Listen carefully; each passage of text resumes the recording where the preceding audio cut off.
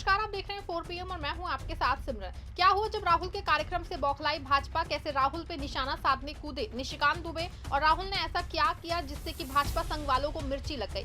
दोस्तों, जब से राहुल गांधी ने पुणे में छात्रों की गूंज कार्यक्रम में मनुस्मृति का हवाला देते हुए बीजेपी और संघ की महिलाओं के प्रति सोच को उजागर किया है, बीजेपी वाले बिलबिला के घूम रहे हैं। ऐसा लग रहा है मानो कि राहुल ने भाजपाइयों और संघियों की कमजोर नस पे उंगली रख दी है। इसके बदले में कोई राहुल गांधी पे पर्सनल अटैक कर रहा है तो कोई अपनी नीचता का प्रमाण देते हुए राहुल के घर की औरतों को उसमें घसीट रहा है। निशिकांत दुबे ने तो नेहरू की बेटी और बहन तक को पहुंच गए हैं। इनके जो है जैसे नेता तो श्लोक लिख के मनुस्मृति को सही ठहराने में लगे हुए हैं, जिसका नतीजा ये हुआ कि जो भाजपा कांग्रेस को वंदे मातरम पे घेरने में लगी थी, वही भाजपा मनुस्मृति पे सफाई देती फिर रही है। तो कैसे राहुल गांधी के हमले से बौखलाई भाजपा और राहुल गांधी ने अपने कार्यक्रम में मनुस्मृति को लेकर ऐसा क्या कह दिया जिससे कि इतना बड़ा हंगामा मच गया है, सब कुछ आपको बताने वाले हैं। दोस्तों, जो राहुल गांधी कर सकते हैं वो कोई और नहीं कर सकता है। ऐसा हम इसलिए कह रहे हैं क्योंकि आज के डेट में राहुल के अलावा कोई ऐसा नेता नहीं है जो मंच से खुल के मनुस्मृति का हवाला देते हुए भाजपा और संघ की मानसिकता का पर्दाफाश कर सके। लेकिन राहुल गांधी ने ये कर दिखाया है, खुलेआम किया, महिलाओं के बीच जाके किया है। जी हाँ, राहुल गांधी ने पुणे में शनिवार रात छात्रों की गूंज कार्यक्रम में मनुस्मृति पे जोरदार हमला बोला। उन्होंने मनुस्मृति में महिलाओं की पहचान को पिता, पति और बेटे से जोड़ने वाली व्यवस्था पे सवाल उठाया। राहुल का बयान जो है सीधे आरएसएस और बीजेपी पे हमला था। राहुल गांधी ने कार्यक्रम में मनुस्मृति का उल्लेख करते हुए कहा कि उसमें महिला के बारे में ऐसी व्यवस्था बताई गई है जिसके अनुसार बचपन में वो पिता के अधीन रहती है, युवावस्था में पति के अधीन और पति की मृत्यु के बाद बेटे के अधीन। राहुल गांधी ने कहा कि सोच में महिला को स्वतंत्र न रहने की बात कही गई है और उनके मुताबिक ऐसे शब्द शर्मनाक हैं। राहुल गांधी ने महिलाओं से कहा कि उनके पिता, भाई, पति और बेटे से रिश्ते जरूर हो सकते हैं, लेकिन उनकी अपनी पहचान इन रिश्तों तक सीमित नहीं होनी चाहिए। उन्होंने कहा कि महिलाएं किसी की नहीं बल्कि खुद की हैं। अब देखिए दोस्तों, जैसे ही राहुल ने मनुस्मृति को लेकर कुछ तथ्य सामने रखे हैं, वैसे ही मनुवादी सोच रखने वाले भाजपा और संघी राहुल गांधी पे हमला बोलने लगे हैं। कोई राहुल गांधी पे पर्सनल अटैक करने लगा है तो कोई अपनी निष्ठा का प्रमाण देते हुए राहुल के घर की महिलाओं को इसमें घसीट लाया है। निशिकांत दुबे जैसे नेता तो नेहरू की बेटी और बहन तक पहुंच गए और राहुल को मनुस्मृति के श्लोक पढ़ के उनका गुणगान करने लगे। ऐसा लग रहा था कि जैसे उनका बस चले तो संविधान को मनुस्मृति से बदल दे। निशिकांत दुबे राहुल के बयान को शेयर करते हुए लिखा कि मनुस्मृति पढ़ना आपसे ना हो पाएगा राहुल गांधी जी, ये श्लोक मनुस्मृति का है, पढ़िए, समझिए, बोलिए। अंग्रेजी भाषा के कारण आपको भारत का वेद, पुराण, ग्रंथ, रामायण, महाभारत कुछ नहीं आता है। उन्होंने इसके आगे मनुस्मृति के 2 श्लोक लिखे। पहला, जिसका मतलब था कि जहां महिलाओं का सम्मान और आदर किया जाता है वहां देवताओं का वास होता है, और दूसरा जिसका अर्थ था कि जहां सम्मान नहीं होता वहां किए गए सारे काम और अच्छे कर्म भी व्यर्थ हो जाते हैं। अब देखिए, निशिकांत दुबे यहाँ तक रुक जाते तो ठीक था, लेकिन उन्होंने एक दूसरा पोस्ट लिखा जिसमें उन्होंने अपने चरित्र का पूरा प्रमाण दे दिया। दूसरे पोस्ट में निशिकांत दुबे लिखते हैं कि बहन प्रियंका गांधी जी आपसे ज्यादा समझदार हैं, अपनी गद्दी दे दीजिए।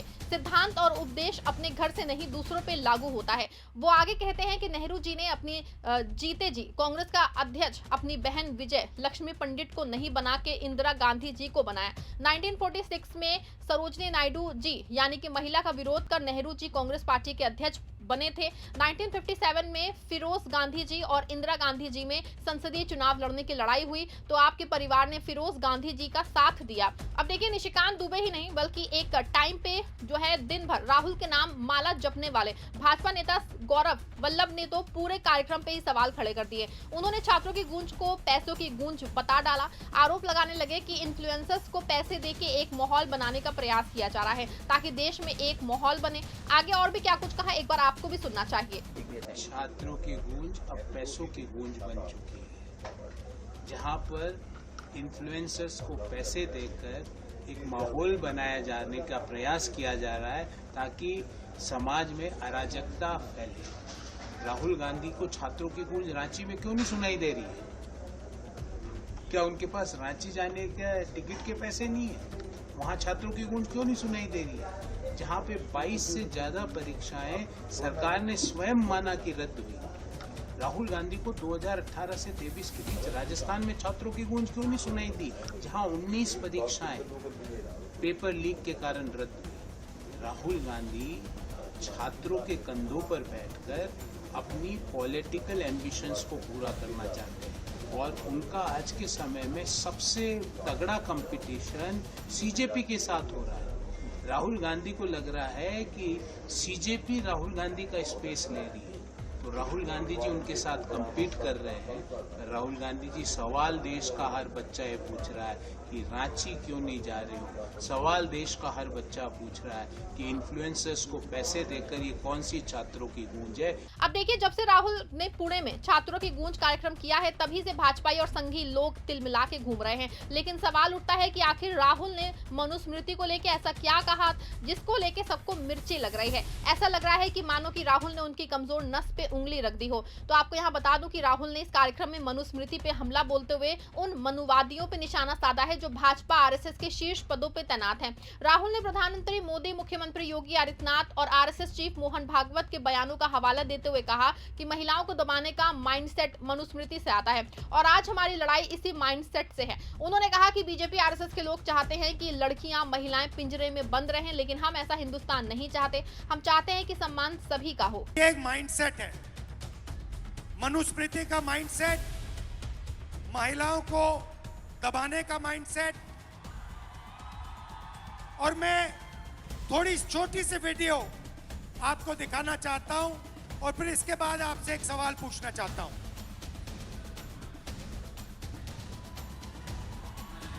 इस प्रकार की भाषा कैसे बोल सकते? ये 50 करोड़ की गर्लफ्रेंड ये इंडिया में चल रहा है, बढ़ रहा है, बहुत खतरनाक है, लेकिन ये भारत में नहीं, ये इंडिया में। रेप बढ़े नहीं, पहले भी होते थे, आज भी होते हैं। ये घटनाएं जो है रेप की है, छेड़खानी की है, ये 80 से 90% जानकारों के बीच में होती है। बहुत घटनाएं तो ऐसी होती है, काफी समय तक इकट्ठे घूमते रहते हैं और एक दिन थोड़ी गड़बड़ हो गई, उस दिन उठा करके और FIR करा देते हैं, क्या इसने मुझे रेप किया।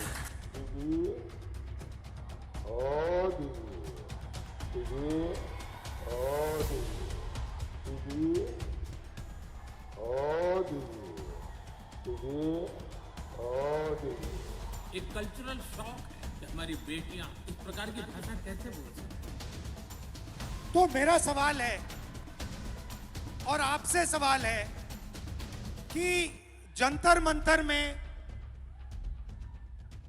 गालियां लड़कों ने भी दी और लड़कियों ने भी दी, बट प्रधानमंत्री कह रहे हैं कि गाली देना कल्चरल शॉक लगा हमें क्योंकि लड़कियों ने गाली दी। लड़के गाली दे तो कोई प्रॉब्लम नहीं है, उनके लिए अलाउड है, मगर अगर लड़की गाली दे तो कल्चरल शॉक है, शोभा नहीं देता।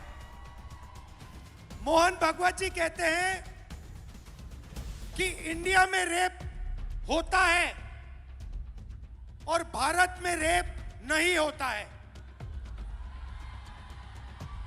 खट्टर जी कहते हैं कि 80% रेप महिला के कारण होते हैं। तो ये एक माइंडसेट है और ये इस माइंडसेट से लड़ाई चल रही है।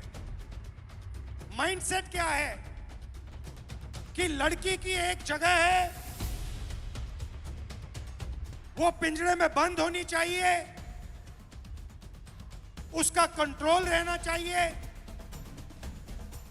उसको काम नहीं करना चाहिए और लड़कों को फुल फ्रीडम मिलनी चाहिए। वो जो भी करना चाहे करें, गाली देनी है गाली दें, काम करना है काम करें। ऐसा हिंदुस्तान हम नहीं चाहते। हम न्याय चाहते हैं, सबकी रिस्पेक्ट होनी चाहिए, सबकी रिस्पेक्ट होनी चाहिए, लड़कों की होनी चाहिए, लड़कियों की होनी चाहिए। और ये जो आपके दिल में है, जो डर है, इसको जल्दी से जल्दी मिटा देना चाहिए हमेशा के लिए। कुल मिलाकर राहुल गांधी का मनुस्मृति पे हमला सिर्फ एक धार्मिक या ऐतिहासिक किताब तक सीमित नहीं, बहस नहीं है, बल्कि सामाजिक न्याय, महिला सम्मान और समानता की लड़ाई से जुड़ा राजनीतिक मुद्दा है। राहुल ने मनुस्मृति के जरिए उस सोच पे सवाल उठाया है जिसमें महिलाओं की पहचान पिता, पति और बेटे के रिश्ते तक सीमित कर दी जाती है। यही वजह है कि उनके बयान के बाद बीजेपी और संघ की ओर से तीखी प्रतिक्रियाएं सामने आई हैं। निशिकांत दुबे जैसे नेताओं का मनुस्मृति के श्लोकों का हवाला देना इस बहस को और राजनीतिक बना देता है। वहीं वंदे मातरम के मुद्दे के बीच मनुस्मृति का सवाल उठाना कांग्रेस और बीजेपी के वैचारिक टकराव को भी सामने लाता है। बाबा साहेब अम्बेडकर ने जिस मनुस्मृति का विरोध किया था, उसी पे राहुल गांधी का हमला सामाजिक बराबरी और संविधान की विचारधारा को आगे बढ़ाने की कोशिश के तौर पे देखा जा रहा है। इस पूरे मामले पे दोस्तों आपकी क्या राय है, कमेंट में जरूर बताएगा। वीडियो को लाइक और शेयर भी जरूर कर दीजिएगा।